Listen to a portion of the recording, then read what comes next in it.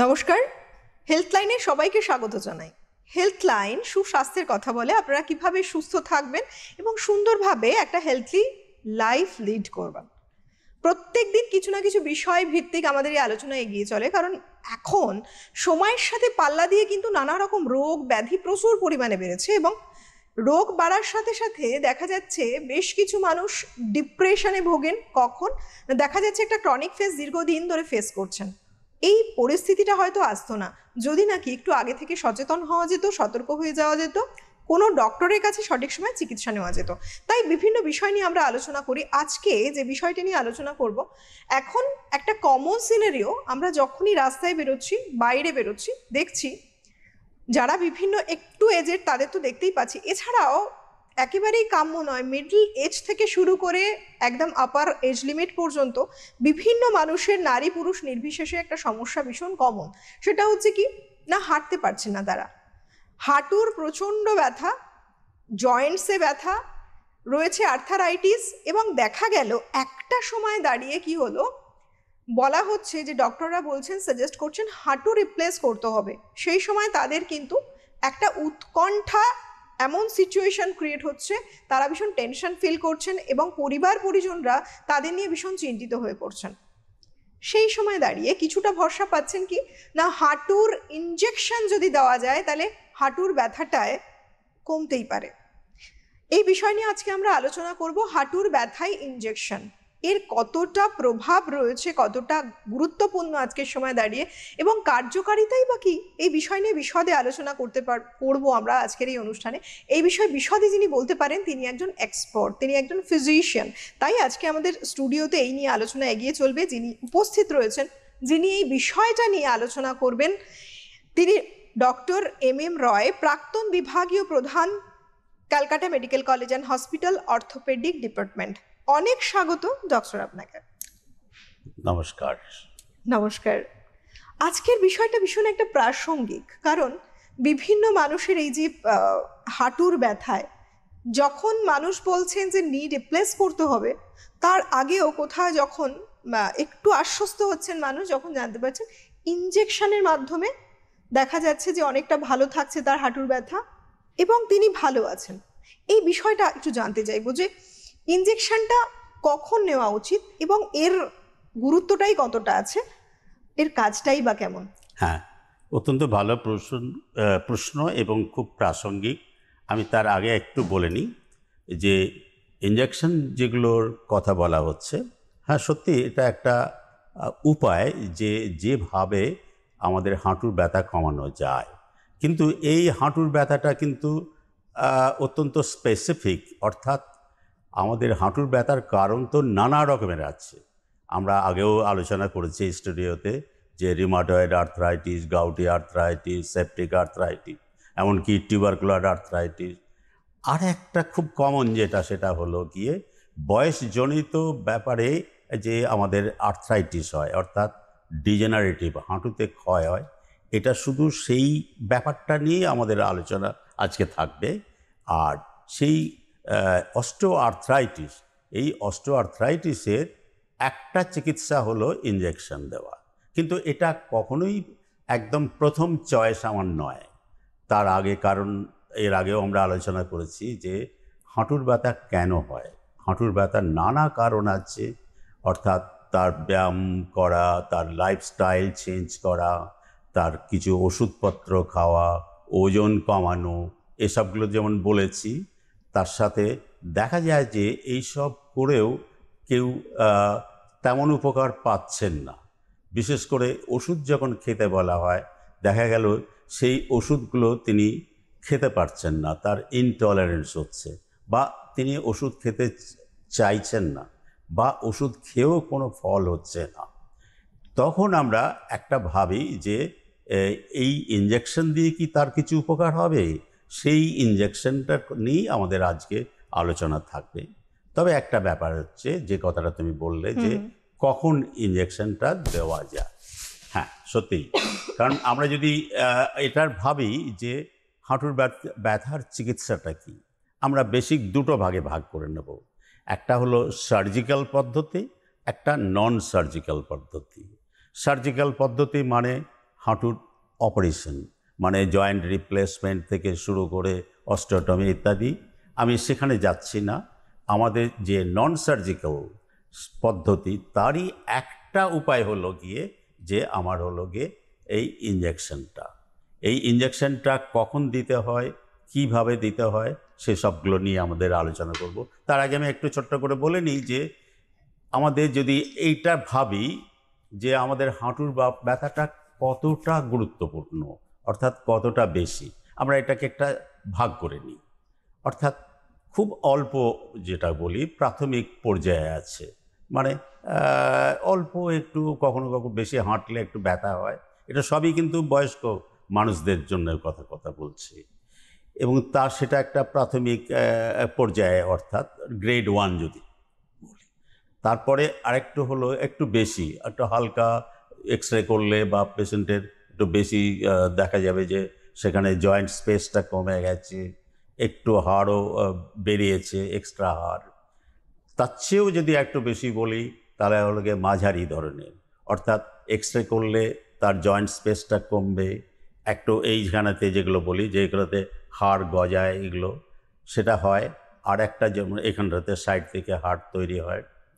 আর আরও কি হয় না, সাবকন্ডাল, মানে এখানেতে এক্স রেতে দেখতে পাবো সাদা সাদা হাড় তৈরি হয়েছে, হাড়টা সাদা হয়ে গেছে। আর একটা হলো তীব্র, মানে হলো গিয়ে গ্রেড 4 যেটাকে বলি, এই কার্টিলেজগুলো সব নষ্ট হয়ে গেছে, জয়েন্ট স্পেসটা কমে গেছে, জয়েন্ট স্পেসটা কমে গিয়ে হাড়টা একটু বেঁকেও গেছে, ইত্যাদি ইত্যাদি। আসলে ব্যাপারটা কি, আমি যেটা বলি, সব কিছুর মূলে কিন্তু একটা জিনিস, যেটা আমি দেখাবার চেষ্টা করছি ক্যামেরাম্যানকে, যে এই যে হাঁটুর উপরের হাড় এবং নিচের হাড়, ফিমার বোনের এইখানে যে দেখা যাচ্ছে একটা একটু ব্লুইশ কালারের যে জিনিসটা, এটা হলো গিয়ে কার্টিলেজের একটা স্তর। এই কার্টিলেজের কাজ কি, এর উপরেও আছে নিচেও আছে। এই কার্টিলেজের কাজ হলো যে আমাদের প্রতিনিয়ত যখন হাঁটি আর এরকম নাড়াচাড়া করি, এর একটা কি হয়, এই ঘর্ষণটা বন্ধ করে, এবং এটা একটা শক অ্যাবজার্ভার, অর্থাৎ তা নাহলে কি হাড়ে হাড়ে ঠেকতো এবং আরও বেশি জয়েন্টটা ড্যামেজ হতো। এটা যাতে না হয় সেজন্য কি হয় যে আমাদের এই কার্টিলেজটা ভগবান দিয়েছেন। এইবার এই কার্টিলেজটা যদি কোনো কারণে ক্ষতিগ্রস্ত হয় তাহলেই কিন্তু যাবতীয় সমস্যার সৃষ্টি হয়।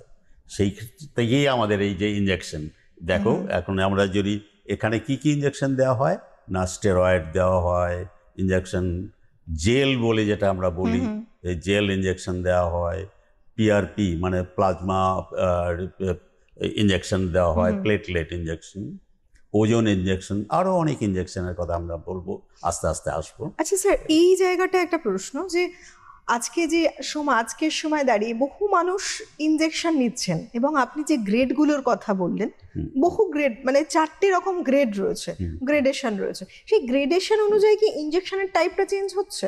একদমই তাই, ঠিকই কথা বলেছো, যে কখন আমি কোন গ্রেডে দিলে, ধরো আমার হাঁটুটার এমন একটা পরিস্থিতিতে চলে গেছে যে ওই কার্টিলেজ যেটা বলছিলাম, যে এই কার্টিলেজটা আর প্র্যাকটিক্যালি নেই, সবটাই ক্ষয়ে গেছে, হাড়ে হাড়ে ঠেকে যাচ্ছে, তার তীব্র ব্যথা হচ্ছে, হাঁটুটা বেঁকে গেছে। সেই ক্ষেত্রে আমি যদি ইঞ্জেকশন তাকে দিই, তার আমার কিন্তু কিছু লাভ হবে না। সেটা একদম আমি বলবো যে এর সঠিক চিকিৎসা হলো সার্জিক্যাল, অর্থাৎ সার্জারি, মানে জয়েন্ট রিপ্লেসমেন্ট হলো গিয়ে আনসার, এখানে দিয়ে লাভ হবে না। আচ্ছা, তাহলে তীব্রটা লাভ হলো না। আর প্রাথমিক পর্যায়ে যদি সবচেয়ে কম, যদি গ্রেড 1-এর কথা বলি, গ্রেড 1 মানে কি, মানে অল্প একটু ব্যথা হচ্ছে, আমি যদি এক্স রে করে দেখি হয়তো জয়েন্ট স্পেস একটু সন্দেহজনক যে কমেছে, বা পাশ থেকে একটু বোন স্পার, হাড় তৈরি হয়েছে, এটাতে দিয়েও কিন্তু লাভ নেই, মানে প্রয়োজন নেই, হয়তো কেন দেব। তো এটা দেখা যায় যে আমার যদি লাইফস্টাইল একটু চেঞ্জ করি, কিছু ওষুধপত্র খাই এবং কিছু ব্যায়াম করি, তাহলে যথেষ্ট ভালো থাকা যায়। সুতরাং এখানেও দরকার নেই। তাহলে দেব কখন না, গ্রেড 2 এবং গ্রেড 3, এই দুটো ক্ষেত্রে সাধারণত প্রযোজ্য। মানে একটা স্টার্ট হচ্ছে সেটাও প্রয়োজন নেই, কিছু মেনটেনেন্স।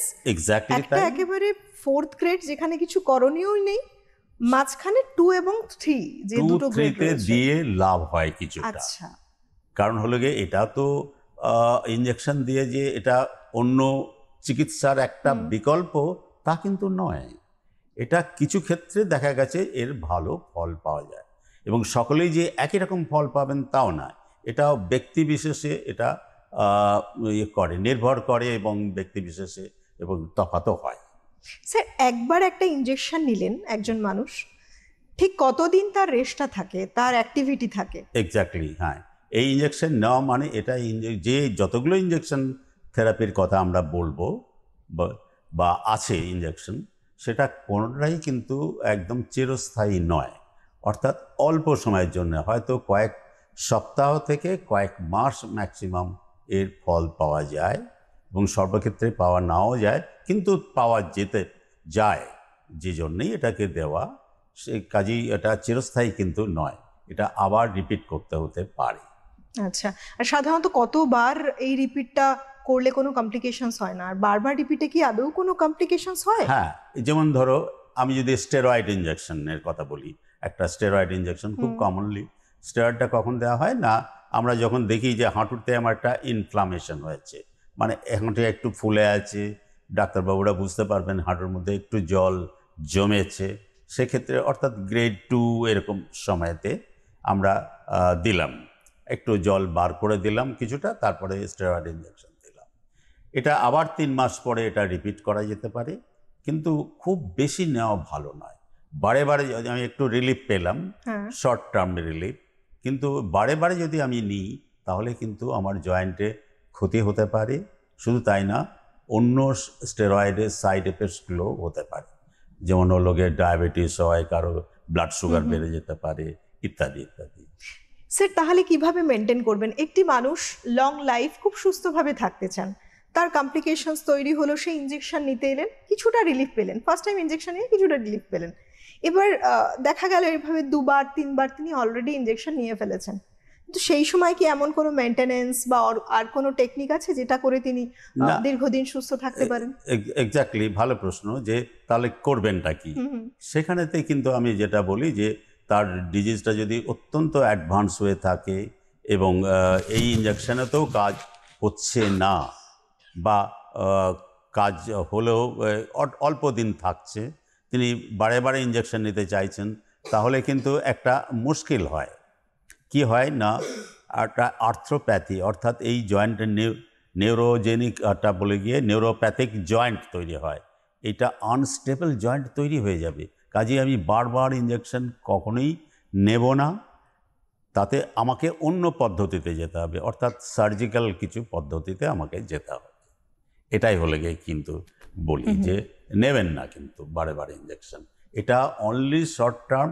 আরও আমরা বলি, আমরা বিশেষ করে ধরুন আপনার বাড়িতে এমন কিছু একটা অনুষ্ঠান আছে যে আপনি সে সময় একটু ভালো থাকতে চান, ছেলে মেয়ের বিয়ে আছে বা অন্য অনুষ্ঠান আছে, একদম। সে সময় আমার একটু ভালো থাকতে চাই, উপর নিচে হাঁটাহাঁটি হতেই পারে, সে সময় শর্ট টার্মের জন্য এটা একটা হতে পারে একটা উপায়।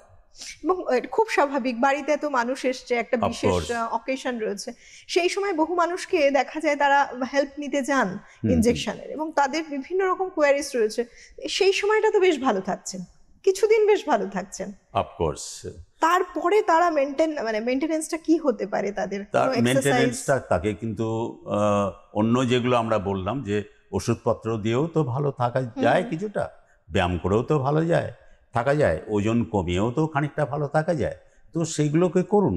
এবং তাতেও যদি কাজ না হয়, ডাক্তারবাবুর কাছে যান, আপনারা দেখুন যে রেডিওলজিক্যালি মানে এক্স-রে করে এটা কতটা গভীর এই সমস্যাটা, তাহলে তখন আমাদের তো শেষ উপায় যেটা আছে জয়েন্ট রিপ্লেসমেন্ট, অর্থাৎ জয়েন্ট হাঁটু বদলালে তা আমাদের জীবনটা কিন্তু একটু অন্যরকম হয়ে যায়, কোয়ালিটি অফ লাইফ অনেক বেটার হয়, সে বিষয়ে কোনো সন্দেহ নেই।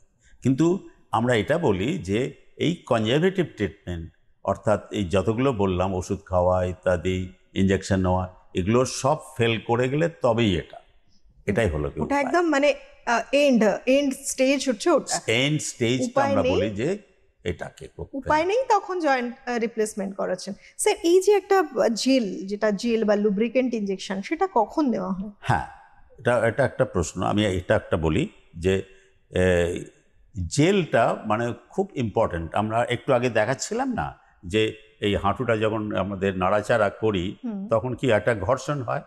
এই জেলের নর্মালি কিন্তু আমাদের হাঁটুতে জেল আছে, তাকে বলা হয় হায়ালুরোনিক অ্যাসিড, HA বলা হয়।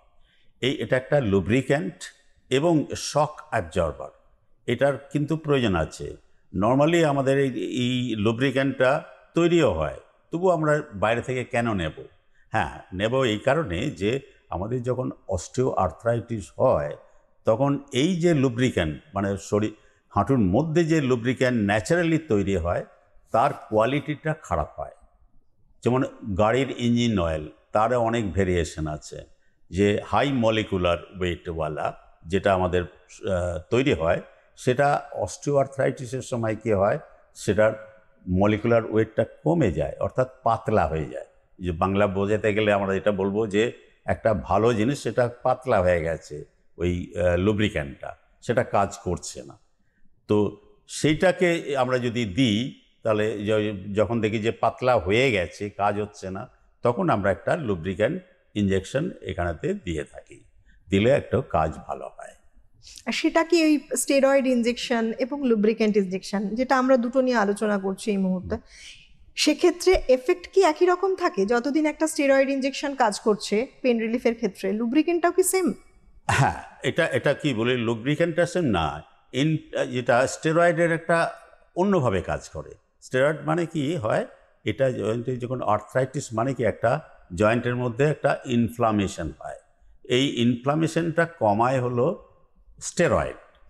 আর এই যেটা লুব্রিক্যান্ট ইনজেকশন, এ কিন্তু ইনফ্লামেশনটা অতটা ডাইরেক্টলি কমায় না।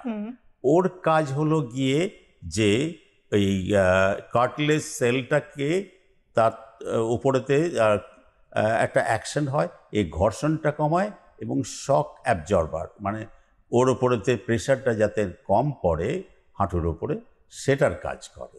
মানে একটা পেশেন্টের সিচুয়েশন কি আছে, প্রেজেন্ট সিচুয়েশন, তার কন্ডিশনটা বুঝে অ্যাপ্লাই করেন এইটা দেখে তারপরে ওরা ঠিকঠাক করেন যে এটা কোন পরিস্থিতিতে নেওয়া হবে। যখন ইনফ্লামেশন নেই অথচ হাঁটুর ব্যথা হচ্ছে এবং আমরা যখন পরীক্ষা নিরীক্ষা করে দেখি যে কার্টিলেজ সেল ড্যামেজ হয়েছে, তখন আমরা এটাকে করি যে লুব্রিক্যান্ট ইনজেকশনটা দিয়ে। প্লেটলেট, এটাও একটা ইনজেকশন। হ্যাঁ, এক্স্যাক্টলি। সেটা কখন ইউজ করছেন? হ্যাঁ, এটা কিন্তু আরও খুব গুরুত্বপূর্ণ একটা জিনিস। প্লেটলেটটা কী হয় আমরা বলি যে মানে আমার শরীরেরই রক্ত বাইরে বের করে নেওয়া হয়, নিয়ে তার মধ্যে যে প্লেটলেটগুলো সেপারেট করা হয়।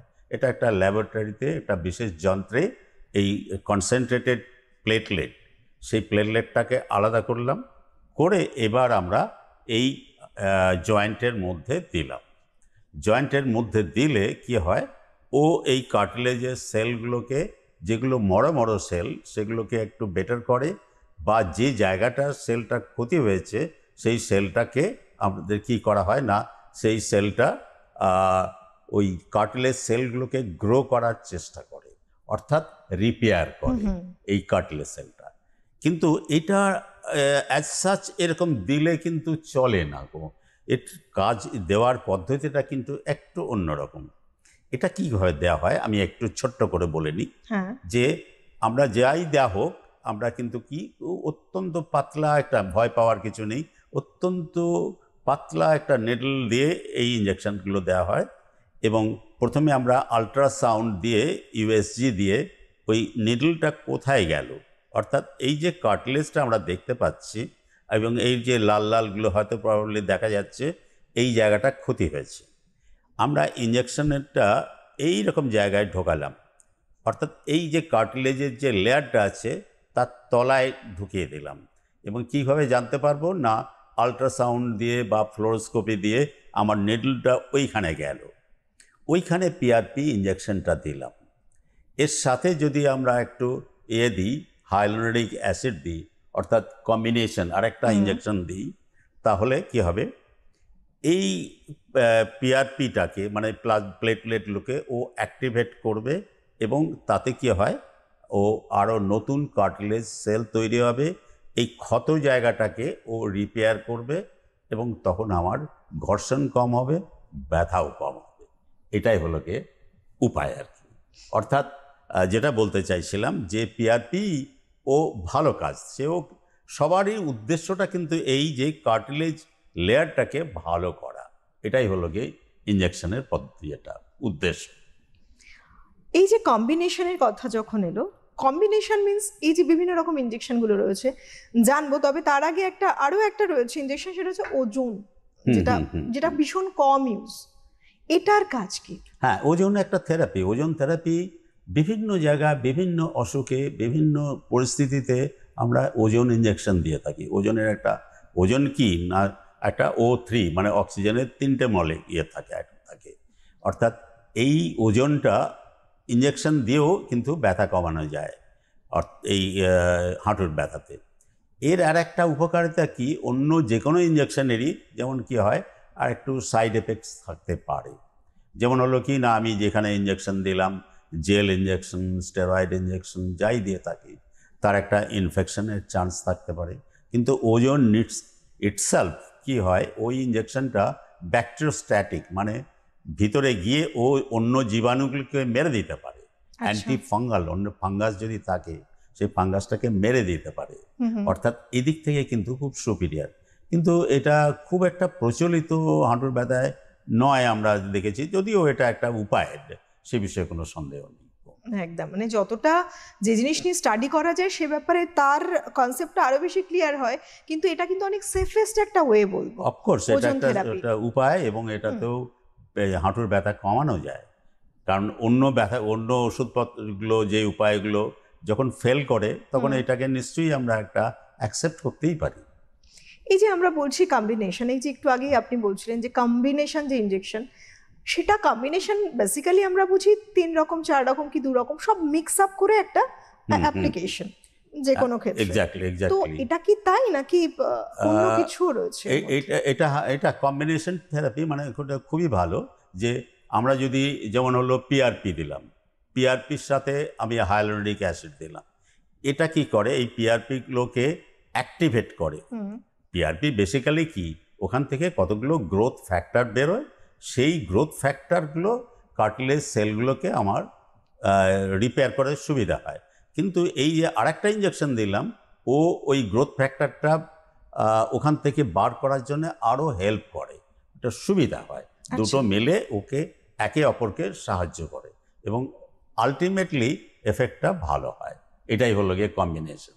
যেরকম দেখা গেছে যে পিআরপি সাথে যদি আমি একটা স্টেম সেল বলে আরেকটা আছে, স্টেম সেল যদি দিই, তাহলে স্টেম সেল ইনজেক্ট তৈরি করে আমরা যদি দিতে থাকি তাহলে সেটাও খুব ভালো, এবং সেটা একটু জটিল পদ্ধতি, সেটা পরে একদিন আলোচনা করা যেতেই পারে।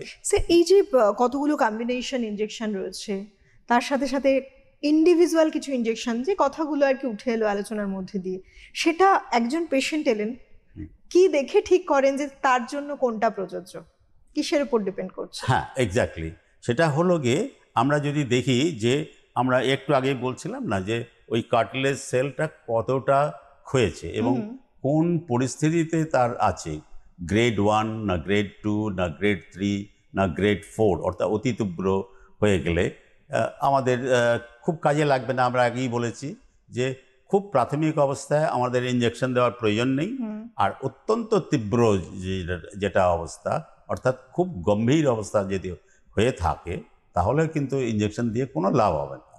এই যে গ্রেড 2 এবং গ্রেড 3 এই মাঝামাঝি যেটা পরিস্থিতি, সেই অবস্থাটা আমাকে জানতে হবে। অর্থাৎ এটা জানবো কী করে না, আমাকে ডাক্তারবাবুর কাছে গিয়ে এক্স রে করাতে হবে, প্রয়োজন হলে ওখানে আলট্রাসোনোগ্রাফি বা এমআরআই করলে এই কার্টিলেজের হেলথটা বোঝা যাবে।